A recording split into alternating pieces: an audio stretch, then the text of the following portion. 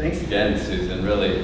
These introductions are really kind of flattering and sort of embarrassing in some ways, and the fact that you actually went out of your way to read my work, I really appreciate it. Usually they just kind of introduce you and like throw you up on stage.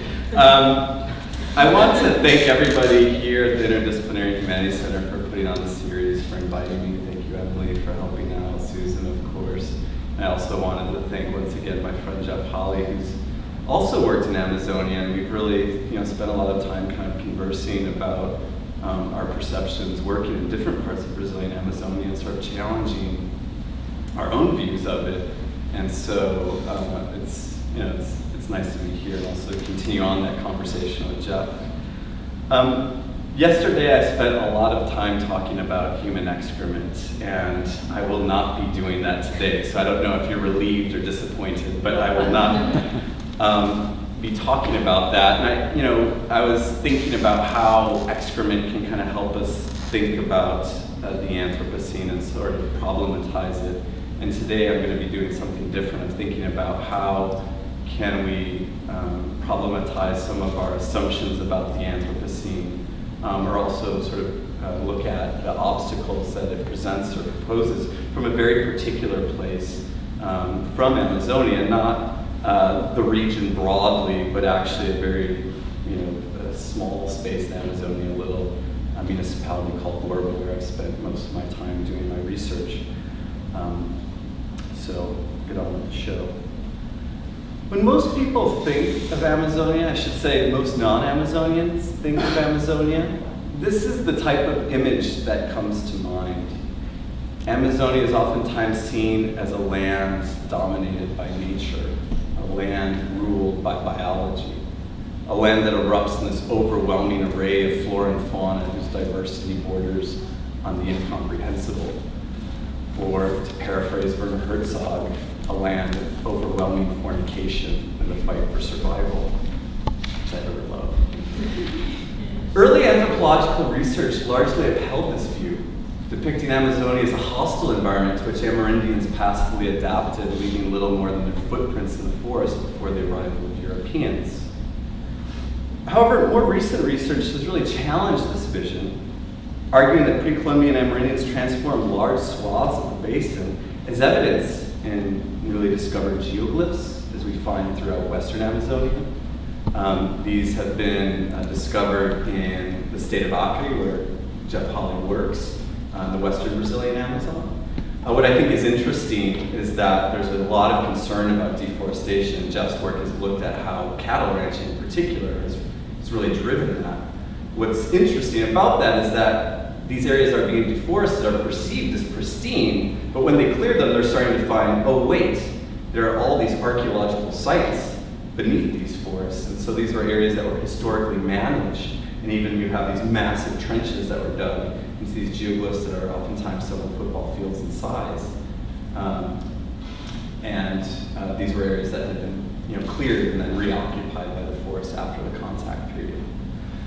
We also have raised agricultural fields, as we find in parts of lowland Bolivia and the Llanos de Mojos region. You also will find this mosaic of raised agricultural beds in northern South America, in the Guianas, and also in the state of Amapá in Brazil. We have anthropogenic forests, and I've worked a lot with plant ecologists that have studied the floristic composition of species that we see on these areas associated with archaeological sites. And oftentimes what we find is that they do have a distinct composition. There's oftentimes a higher density of species that are useful to humans, oftentimes semi-domesticated palms. And these are sometimes referred to as oligarchic forests because there's usually a small number of species that dominate these, and they're oftentimes plants that are either selected by humans historically or respond favorably to human presence or human disturbance. Or disturbance is the way to describe it in ecology. And then where I focus most of my work initially is on these anthropogenic soils, which are known in English sometimes as Amazonian dark earths, or in Portuguese, terra preta do índio. And these are settlements we find historically in which Amerindians have deposited massive amounts of organic materials and also charcoal through village fires that had a really big impact on the soils and actually altered these soils in ways that made them more productive in a lot of ways for agriculture. So rather than simply adapting, it seems that human populations have shaped the Amazonian landscape in myriad ways for hundreds and even thousands of years. In recognition of humanity's increased capacity to alter the biophysical environment, the Nobel Prize-winning atmospheric chemist Paul Crutzen has declared that we now live in a new geological epoch, the Anthropocene, an age dominated by humanity. Observed changes in global biodiversity, climatic patterns, and even geological processes have led many to support this claim in the hope that it may draw greater attention to the human impact on Earth. However, this geological epoch also introduces a number of paradoxes and contradictions. As humans have become implicated in global climatic, geological, and biological processes, the distinctions between natural and cultural phenomena have grown increasingly problematic. And while humans are seen as independent drivers of global environmental change, hurricanes in New Orleans and New York, or tsunamis in Java and Japan, clearly demonstrate that humanity is not in control of the planet's forces, much less the only force on the planet. So today I want to outline some of the problems I see with the conceptual foundations of the Anthropocene and the way that it frames human history and human environmental relations. Using examples from my own ethnographic research in the municipality of Borba in the central Brazilian Amazon, I'll also discuss some of the ways that rural Amazonians conceive of human-environmental relations, which I believe offer valuable counterpoints to the views that undergird the Anthropocene. I couldn't find an ideal time to talk about this, but this is the area of Amazonia where I've worked, which is pretty much smack dab in the heart of the Brazilian Amazon. This is a small town of Borba that has about 10,000 inhabitants, and it's located right on the Madeira River, which is the largest tributary of the Amazon and feeds into the Amazon a few hundred kilometers downstream. And a lot of my research has actually been in rural communities outside of the city, including this area known as Puruzinho, which is a floodplain lake, and there are several small communities of about 40 houses that are oriented around that lake. Finally, drawing from the writings of Andrew Pickering, the sociologist of science, I'll argue that rather than cling to the anthropocentrism embedded within the concept of the Anthropocene, we should shift toward a decentered perspective that situates human activity within broader networks of relations with other beings and things. Let's get to the first problem. While the origins of the Anthropocene are widely debated, many scholars in both the sciences and the humanities have tied it to the rise of modern industrial capitalism and the burning of fossil fuels that's led to the drastic alteration of the planet's climate and biophysical environment. One fundamental problem with this framing of the Anthropocene is that it's plagued by a pronounced Eurocentrism. As most scholars have anchored this new geological epoch in Europe's Industrial Revolution, the people of industrialized nations stand on center stage, while legions of others in non-industrialized societies are largely ignored or portrayed as hapless victims, even while they arguably have just as much bearing on the Earth and its future. To put things very bluntly, the conceptual framework of the Anthropocene insinuates that there are two types of people in the world: those who have the power to ruin the planet, and those who are powerless to stop its ruin. The problematic framing of humanity and human environmental relationships can be found in most depictions of Amazonians inhabitants too. The two most common caricatures of Amazonians are those who destroy the forest and those who serve as its venerable yet vulnerable custodians. The former are usually miners, ranchers, illegal loggers, and agro-industrialists, while the latter are typically indigenous peoples living in isolated reaches of the region. The vast majority of people in Amazonia today, however, do not easily align with either of these depictions, nor can their livelihoods be simply placed into categories of those that wreak ecological havoc and those that promote environmental conservation. Although Amazonia is oftentimes viewed as peripheral to the development of global industrial capitalism, many of the communities where I conduct ethnographic research in rural Amazonia trace their roots back to the rubber boom, a period in which Amazonians directly fueled modern industrialization by supplying Europe and North America with high-quality We can see here, this is from one of the communities where I work, and this is an old rubber tree. And those lines you see are scars from these years of tapping rubber. And if you want to know more about rubber, actually talk to Jeff, because he's the man. He was, I think, drinking rubbing alcohol with rubber tapper somewhere in Bolivia a couple of summers ago. Anyways, long story, I'll stop. Yeah, sorry. Now I'm getting off track here. When the price of rubber skyrocketed in the late 1800s with the expansion of North American and European tire and automobile industries, migrants flooded Amazonia in hopes of making it big. The boom sparked a major repopulation of the region following the demographic collapse of the contact period and the devastation of indigenous populations. The search for rubber also led to a penetration of the most isolated areas of the Amazon basin, resulting in conflicts with surviving indigenous groups, and in some cases leading to forced indigenous labor. Horror stories abound in northwestern Amazonia in particular, where the torture of indigenous workers in the rubber trade took on dimensions of the surreal in what Michael Tausig has described as a culture of terror. The rubber boom also led to unparalleled concentrations of wealth in the city of Manaus, rivaling even some of the European and North American centers of commerce of the time. Manaus was the first Brazilian city to install electric lights and a trolley system, which was boasted as one of the most advanced streetcar networks in the world. It said that men lit cigars in the city streets with large denomination bills and took baths in champagne, while women had sent their laundry back to Europe because they didn't want to wash it in the dirty rivers of the Amazon. Opera stars from Italy even traveled across the Atlantic and up the Amazon River to perform at the famed Teatro Amazonas, as you can see here, as depicted also in the opening scene of Werner Herzog's film Fitzcarraldo. The theater house served as one of several examples that inspired the anthropologically trained novelist Amitav Ghosh to write, "On the banks of every river, you'll find a monument to excess." If we accept modern industrial capitalism to be the engine of the Anthropocene, then contemporary Amazonia is populated by descendants of people who were responsible for stoking that engine, or perhaps more precisely, supplying some of its most critical parts.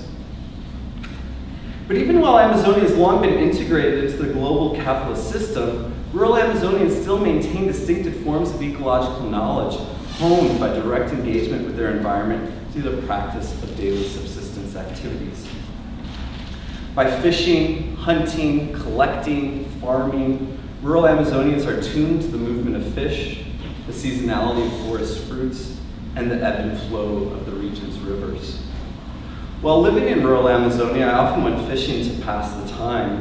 It was an activity that I found to be both pleasurable and purposeful. And I think there's something interesting about anthropological fieldwork where you go with a specific question and you're waiting to talk to people, and in the meantime, what do you do with all this time on your hands? And so fishing became one of those things that I did to fill the time, and then ended up leading me into sort of other questions and also other ethnographic insights. But during the rainy season, fish became scarce due to the expanded volume of water. At that time of year, they needed to be actively hunted down one by one, and many men who I knew fished by boat. The idea of fishing with a bow fascinated me, not just because of the allure of the indigenous technology, but also the sheer skill involved in the activity. To successfully catch a fish in this manner, the fisherman typically balances in a tiny hollowed-out canoe while aiming and firing a big arrow with a metal trident tip known as a zagaya out of a boat. To simply view the fish in the waters of flooded forest was a skill that required years of honing. I could rarely make out any of the fish swimming below the water's surface, much less identify them at species level, which they have incredible facility to do. It laid bare the fact that rural Amazonians had forms of embodied and experiential knowledge that were entirely foreign to me, forms of knowledge that I would never likely possess. This was not because they were innately superior, but because they had developed such knowledge and skill over a lifetime of direct engagement with their surroundings. And they relied upon such knowledge for the most fundamental aspect of their living, their subsistence. I don't want to romanticize the lives of rural Amazonians, but I do believe that their forms of local ecological knowledge shape a vision of human environmental relations that differs fundamentally from the worldview that undergirds the Anthropocene. Rather than viewing humanity as the ruler of the earth or standing at its center, rural Amazonians typically acknowledge the agency of a wide number of non-human others that challenge human intentions and desires. This leads to the second fundamental problem of the Anthropocene, and perhaps, at least for me, one of its most disconcerting, which is its deeply entrenched anthropocentrism. One of the underlying justifications for the Anthropocene is to call attention to humanity's pervasive impacts on the planet, which are largely seen as damaging for humans and other organisms that live on Earth. However, it perpetuates a deeply anthropocentric view of the world, which is arguably at the root of the current ecological problems we face. In other words, the Anthropocene places humans at the center of the action, while the vast array of other species that inhabit the world are portrayed as slaves to humanity's whims. When I began research in Amazonia, I was primarily interested in how human populations had altered the Amazonian landscape through their management of soils and forests and plants. However, in my conversations with farmers, many of our discussions turned toward the actions of the environment and the demands that it placed upon them. Farmers cultivating pineapple outside the town of Borba were frustrated by the attack of the pineapple mealybug, which spread a viral wilt that damaged hectares of their fields. Communities that were located in the floodplains told me how they lost entire orchards of cacao and acai during an intense flood that hit in 2009, forcing them to rely on governmental emergency loans and family support to survive during the months that followed. Even farmers who were fortunate enough to have access to fertile anthropogenic soils in the stable uplands described to me the problems they had contending with the onslaught of weeds that colonized their fields. One farmer even asked if I could use my contacts at the local agricultural extension agency to procure a weed whacker for him to fight off the ruly invasives.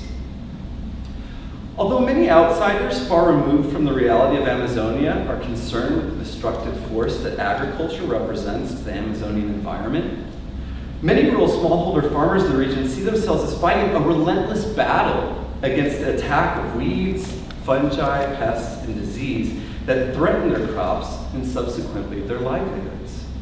Even as extension agents and farmers gain access to agrochemicals and other modern scientific methods for contending with these threats, such reinforcements only realistically help to win minor battles. For the Amazonian smallholder farmers that I came to meet, the image of the fragile forest was a wildly foreign concept. Instead, what they experienced was an environment of robust, defiant vitality. In addition to pointing out the myriad ways in which the environment imposed demands on their livelihood activities, many rural Amazonians also shared with me stories that acknowledged the force of the environment and even arguably its agency. One morning I accompanied my friend Candida and her 4 brothers on a fishing trip to Lago Comprido, a seasonal lake found on an island in the middle of the Madeira River. When we arrived, we crossed swamps and fallen logs, and then made a short canoe trip through a shallow, flooded section of the forest before arriving to a temporary camp. After starting a small fire, some of us went to search for a seasonal pond to net the armor-plated, prehistoric-looking baudot fish that we hope to prepare for our afternoon meal. You can see here, they're beautiful fish. As we set off, we entered a gnarly swamp forest, or bamboo hollow, full of fallen palm fronds with needle-like spines that stuck in the feet of those of us who had foolishly made the trip without rubber boots. Soon we came upon a dry creek bed that looked like a canal. We descended into it and followed its course.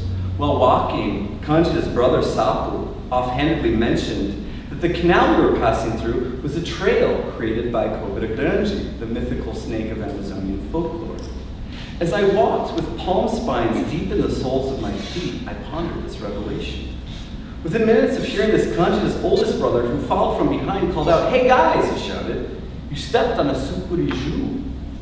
He informed us, in other words, that we had just walked over an anaconda.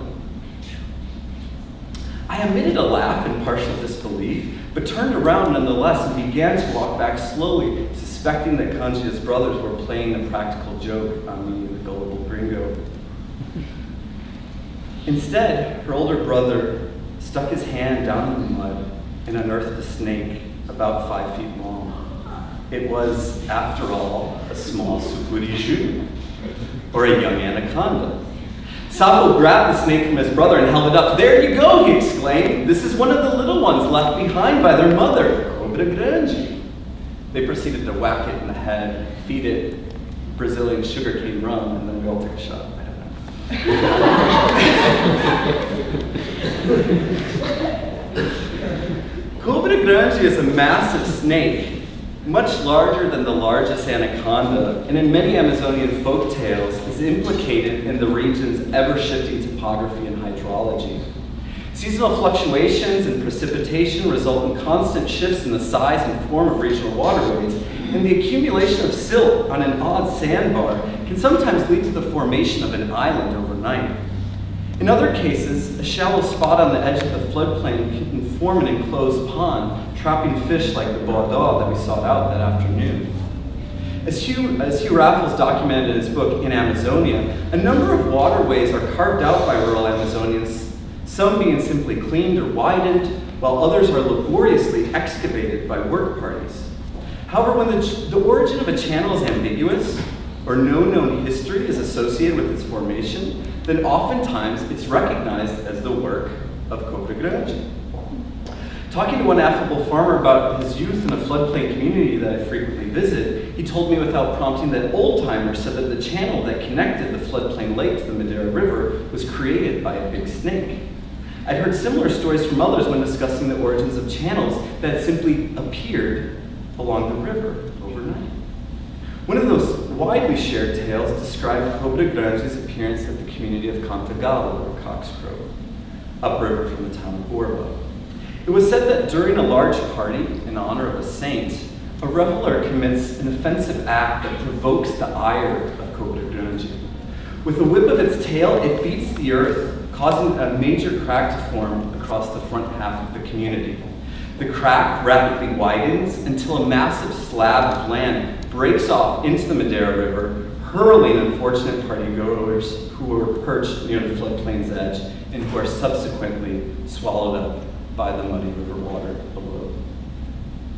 If our concern is to understand the Amazonian environment and the relationships between all things and beings that exist within it, ecology in the broadest sense of the term, then there's good reason to believe that the mythologies that speak to the agency of non-human others within the shifting Amazonian landscape are important for understanding the regional environment and how its people relate to it. While Cobra grande might not exist in the biological way that anacondas do, it is a powerful metaphor of the evolving Amazonian landscape and the agency of non-human others. Like most stories, it's a lie that tells the truth. And the final problem that I see with some of the framing of the Anthropocene is how it suggests that humans are dominating the planet, and suggests in some ways that if we don't have absolute control, that with technological innovation that we will at some point be able to assert complete dominance over the planet. When I began researching the floodplain community of Puruzinho in October of 2009, I was trailing on the heels of one of the largest floods recorded in the central Brazilian Amazon. The minute I saw Zé, the community president, he tried to convey to me the magnitude of the flood, explaining that the governor of Amazonas State had even visited to show his solidarity. A tattered welcoming banner for the governor hung in the community center as lingering proof. During the height of the flood, the elevated river waters forced Zé and his family to abandon their home. In fact, all but one of the 14 homes in their community were abandoned, and it's estimated that over 300,000 people were left temporarily homeless in the region. Zé, his wife, and their 4 children ended up living in the church of a neighboring community while they waited for the waters to recede. Although they were able to return home after a few months, the floodwaters had left a dark line running along the walls, nearly a foot above the floorboards of their stilted house. The line served as a fading yet persistent reminder of the threat of the unpredictable annual flooding. In addition to damaging homes, the flood wiped out large cacao orchards that had been planted on high floodplain areas that usually remained untouched during the quote-unquote normal year. Residents who gambled playing maniac in the floodplains also lost their crop and had to scramble to find cuttings to replant their fields in the uplands. And nearly everyone I encountered had complained about the exaggerated cost of manioc flour, or farinha, the region's primary staple. The price of a liter of manioc flour had tripled and at times even quadrupled since the previous year. You can see throughout the region there was a lot of concern about the price of manioc flour, which would be the equivalent of bread. It's something that's so fundamental to daily life. Of course, no one I interviewed considered going without manioc flour, although I initially found it to have a taste and texture on par with finely ground wood chips. The rural Amazonians who I knew were horrified at the idea of a meal without it. As Dona Cecilia, a Puruzian resident who still cultivated her own manioc fields well into her 80s, once told me emphatically, hunger for farinha is the worst thing in the world. In the past 10 years, Central Amazonia has experienced 2 record droughts and 2 record floods. Following the flood of 2009, another flood of similar magnitude struck again in 2012. And just this past year, I was in Orla for a very short period of time in 2014. And parts of the port of the city and the area that led down to it was completely underwater. A lot of friends who are in their 40s, 50s, 60s said they'd never seen anything like that. So we're seeing a progression of the frequency of these extreme floods. Unfortunately, I wasn't able to go to Puruzinho, but as I went by on the boat, I saw it was completely underwater. While some climate scientists warn against the problems of attributing individual extreme weather events to the effects of global climate change, others have argued that large-scale warming on the planet will likely lead to increased frequency and intensity of such extreme weather events. Rural Amazonians are accustomed to unpredictability, and the diffuse networks of kin and friends that they rely upon are important mechanisms for contending with events like the 2009 flood. However, rural Amazonians are also open to new vulnerabilities with changes in the frequency of extreme weather events linked to global climate change. And even as many of the farmers who I knew were able to sidestep the most devastating effects of the flood of 2009, I wondered how many more floods and droughts loomed in the future, and how many more could they withstand. The entire debate over the very idea of the Anthropocene is in many ways rooted in a growing realization that we are in a state of ecological crisis in which we may have very little control. The threat of floods, droughts, tsunamis, and sea level rise currently threaten to displace or destroy human populations in various points across the globe. If anything, the Anthropocene should teach us that science and technology have only increased our potential to alter life on the planet, not necessarily our dominion over it. The Amazonian farmers who I've met over the years often refer to their daily work as a batalha, or the battle. They oftentimes see themselves as engaged in a continuous struggle against pests and disease, unpredictable weather, and weeds. Yet I also saw their work as a type of collaborative engagement. Although they would definitely smirk at the suggestion, agriculture always involves the co-laboring of many different beings. Humans are just one of these, and arguably a very consequential one, but there are always others. To ignore this fact is to give the false impression that humanity can do very well as it pleases without repercussion, without resistance. Instead, we must remind ourselves that humanity maintains deep binding relationships with the environment, and such relationships require sensitivity to the actions and responses of other beings that animate the world, including weeds that furiously colonize fields and microbes living in the soils right beneath our feet. Love that image. The success or survival of many species and life forms on this planet has recently hinged on their ability to adapt to human needs and the human presence. But mounting evidence from massive biodiversity loss to global climate change suggests that humanity will face greater problems if it continues to neglect its relationship to others on this planet and resist the idea of ceding them room.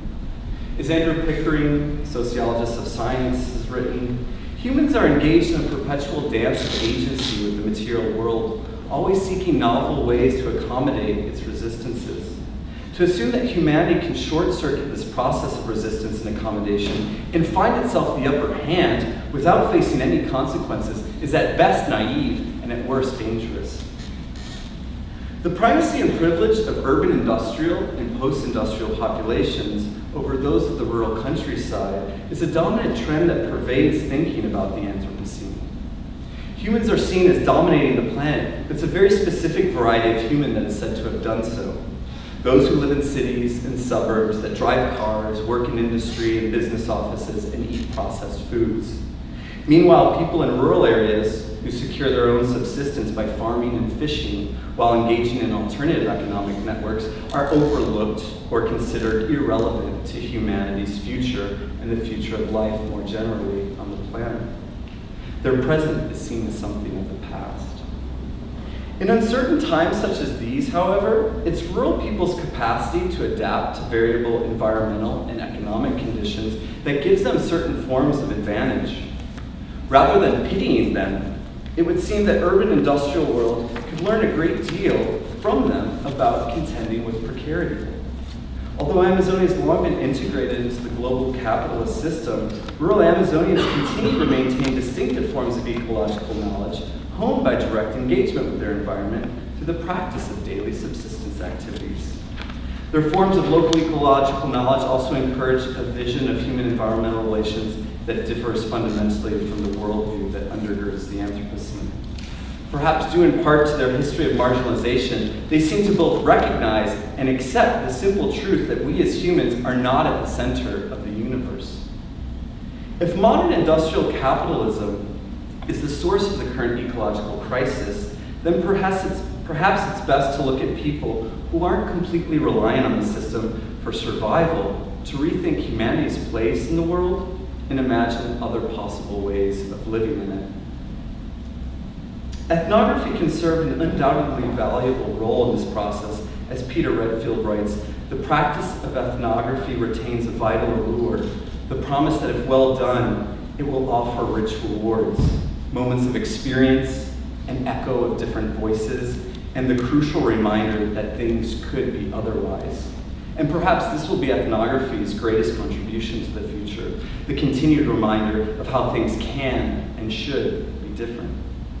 Ironically, the greatest lesson of the Anthropocene is that rather than encourage anthropocentrism, it should urge deeper ecocentric thinking and a greater attunement to the lives of others on this earth, those under our feet, growing up out of sidewalks, crawling into our homes. Thank you.